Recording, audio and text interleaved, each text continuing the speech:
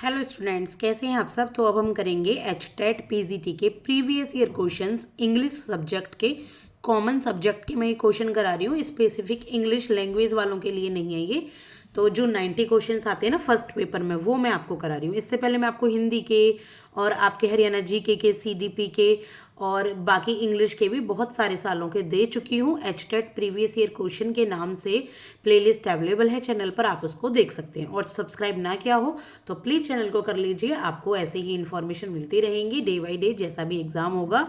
तो अगर आप एचटेट की तैयारी कर रहे हैं और 2024 या 25 जब भी ये एचटेट होगा उसको देने जा रहे हैं, तो यहाँ से तैयारी कीजिए। जैसे कि बुक में तैयारी होती है, प्रीवियस ईयर क्वेश्चन को आप खुद करेंगे, वैसे ही आप गाड़ी चलाते चलाते या फिर आप घर का काम करते करते या फिर कुछ और भी वर्क करते करते इसको पढ़ सकते हैं। इससे आपकी तैयारी अच्छे से हो जाएगी। तो चलिए 46 से लेके क्वेश्चन करते हैं हम 60 तक। 15 क्वेश्चन आपको पूछे जाते हैं, ये सब आपको हमारा रूटीन पता ही है अगर आप पहले से देख रहे हैं तो 46 क्वेश्चन है। Complete the sentence using the correct option. यहाँ हमें सेंटेंस को कंप्लीट करना है। यहाँ पे हमें एक हेल्पिंग वर्ब यूज़ करनी है। तो इसमें क्या भरा जाएगा हमें ये देखना है। मॉडल्स हैं ये हेल्पिंग वर्ब में भी। George has travelled a lot. George ने बहुत यात्राएं की हैं। He speak 4 languages. तो यह क्या आना चाहिए, ही में स्पीक आना चाहिए, या ही कैन, या ही नीड, या ही मस्ट नॉट। तो आपको पता तो लग रही होगी, बहुत आसान है कि नंबर सी और नंबर डी तो नहीं आएगा कि उसको नीड है, या मस्ट नॉट भी नहीं आ सकता। तो मे या कैन, मे तो तब होता है ना जब हम किसी से कोई आज्ञा लेते हैं, लेकिन जब किसी में किसी चीज़ की क्षमताएं होती हैं, उसने बहुत यात्रा कर ली, उसको लैंग्वेज आ गई, तो यानी कि उसको बहुत सी लैंग्वेज वो बोल सकता है। इसका आंसर हो जाएगा number B is the right answer. तो आई होप कि आपको समझ आ गया होगा। ऐसे ही छोटी छोटी डिस्कशन के साथ साथ हम ये प्रीवियस ईयर क्वेश्चन करते हुए चलते हैं। इसके बाद दे रेस्टेड व्हेन इवनिंग केम। हाँ, अगर आप पीजीटी, टीजीटी या पीआरटी किसी की भी तैयारी कर रहे हैं तो भी आपके लिए हेल्पफुल है। इवन आपके लिए सीटेट के लिए भी, उसमें वैसे पेडागोजी पूछी जाती है, पर फिर भी अगर आप तैयारी कर रहे हैं सीईटी की तो भी आपके लिए हेल्पफुल है। दे रेस्टेड व्हेन इवनिंग केम, इसमें आया है कि जब इवनिंग आई, जब इवनिंग हुई तो उन्होंने आराम किया।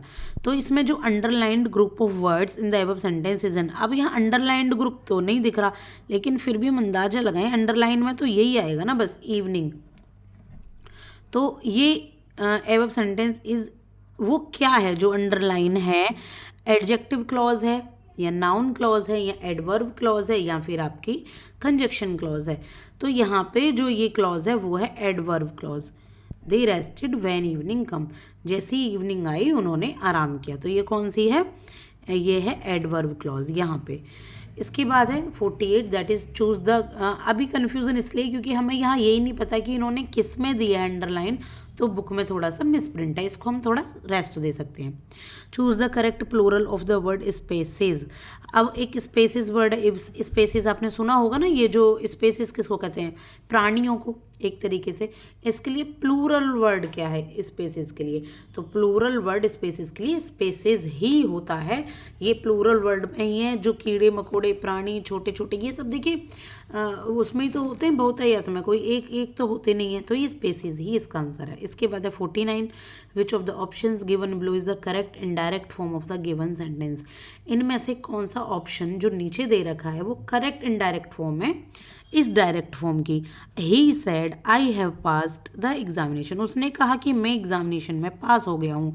तो इसके लिए क्या आएगी, तो सबसे पहले आप ये देखिए, ही सेड ये पास्ट में है, तो हमें पास्ट का ही देखना है। और सेड तो आती है नहीं, सेड नहीं आती, फिर सीधे इसने बताया ही तो है कि मैं एग्ज़ाम में पास हो गया हूँ, तो ये तो गलत हो जाएगा। He said as it is रख दी, ये तो नहीं आएगी। He told I have passed, ये भी नहीं आएगा, क्योंकि ही की जगह हमें, आई की जगह ही को देख के हमें क्या लगाना है, ही की जगह हमें क्या लगाना है, ही का ही आपका यहाँ पे आप नाउन, वो प्रोनाउन लेना है, ही से रिलेटेड है।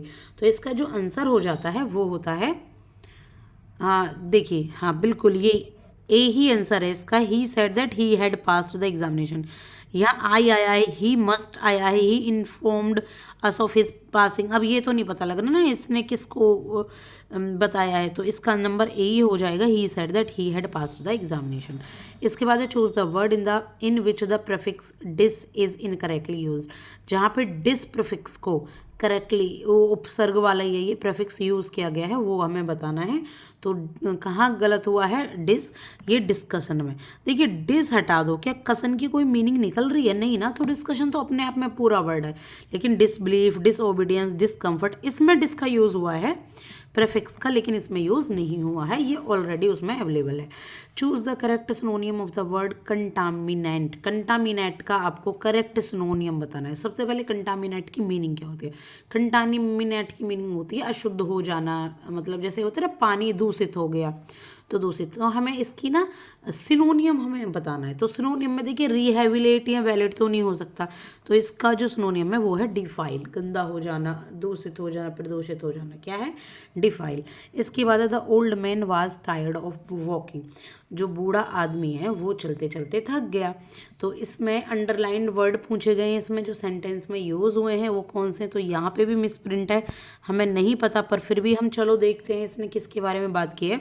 तो जो इसका आंसर है वो तो है जीरंड। अब बताइए जीरंड क्या है? यहाँ पे जीरंड होता है ये वॉकिंग। मैंने बताया था ना कि इससे प्रीवियस वीडियो में कि है तो ये आपकी वर्ब, लेकिन जब आईएनजी लगाकर अगर इसको नाउन की तरह यूज़ करें ना तो ये जीरंड हो जाता है। वो चलने से थक गया तो ये नाउन की तरह यूज़ हो रहा, तो ये जीरंड है।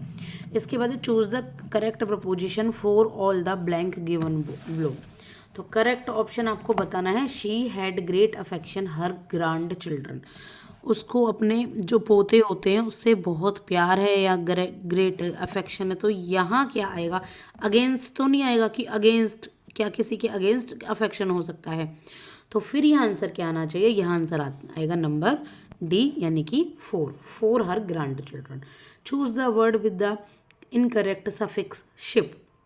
इनकरेक्ट आपको सफिक्स है, जैसे प्रीफिक्स था ना पहले लगता है, अब सफिक्स क्या है? बाद में लगेगा, यानी कि ये क्या होता है हिंदी में, अभी मैंने पढ़ा था, ये होता है प्रत्यय, और जो प्रीफिक्स होता है वो होता है उपसर्ग। तो सफिक्स यानी कि बाद में जहाँ शिप लग रही है, किस में गलत शिप लग रही है, यानी कि जिसमें लगने की ज़रूरत ही नहीं है या ऑलरेडी लगी लगाई है, तो ये आर्ग्यूशिप में है। आर्ग्यूशिप में कोई आर्ग्यूशिप कुछ नहीं होता, आर्ग्यूमेंट ही होता है, ठीक है। तो ये गलत हो जाएगा आंसर, तो answer is number D. Choose the correct form of the verb. Verb की हमें करेक्ट फॉर्म बतानी है। Gymnastics dash my favourite sport. जो जिम्नास्टिक है वो मेरा फेवरेट स्पोर्ट है, तो क्या इज आएगा, वर आएगा, आर आएगा या फिर डू आएगा? तो डू तो नहीं आएगा, है ना, इतना तो आपको लगा सकते हैं अंदाजा, डू तो नहीं आएगा और ना वर आएगा। जिम्नास्टिक मेरा फेवरेट स्पोर्ट था, नॉर्मल इसमें ए, तो A is the right answer. इसके बाद 56 choose the correct past tense and past participle of the verb विगिन। अब हमें पास्ट टेंस बताना है और पास्ट पार्टिसिपल बताना है। विगिन का क्या है? तो सबसे पहले पास्ट टेंस बताइए। विगिन का पास्ट टेंस आपने पढ़ा हो, आपने लर्न की होंगी कभी 7th 8th में ये।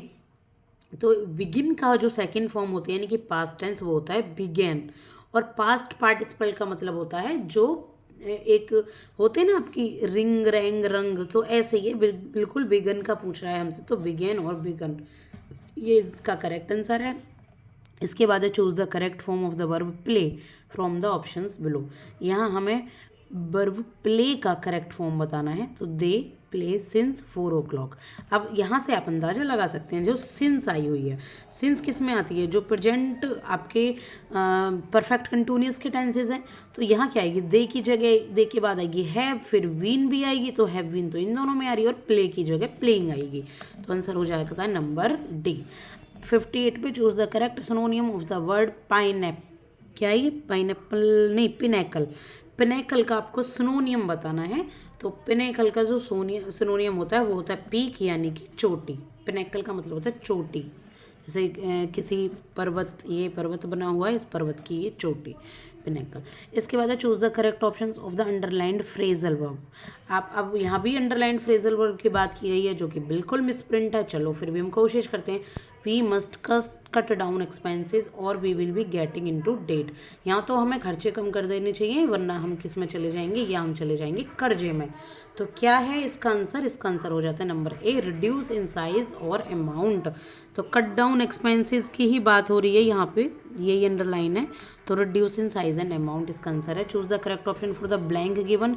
He found her blue Ford escort in the car park. Vehicle was locked and the lights were of. इसका क्या आंसर है? तो इसका आंसर है नंबर सी, द। इसमें क्या आंसर आएगा? इसमें द व्हीकल वाज लॉक्ड। तो ये हो चुके हैं आपके इंग्लिश के सारे ही क्वेश्चन। थोड़े जल्दी जल्दी कराए हैं क्योंकि पता है सबको, किसी के पास भी टाइम नहीं है। 10 मिनट के अराउंड की मैं वीडियो बनाती हूँ। इसके बाद मैं आपको हरियाणा जीके के प्रीवियस ईयर क्वेश्चंस और सीडीपी के प्रीवियस ईयर क्वेश्चन मैं आपके लिए करा रही हूँ। देखना मत भूलिएगा। Keep watching. Thank you so much.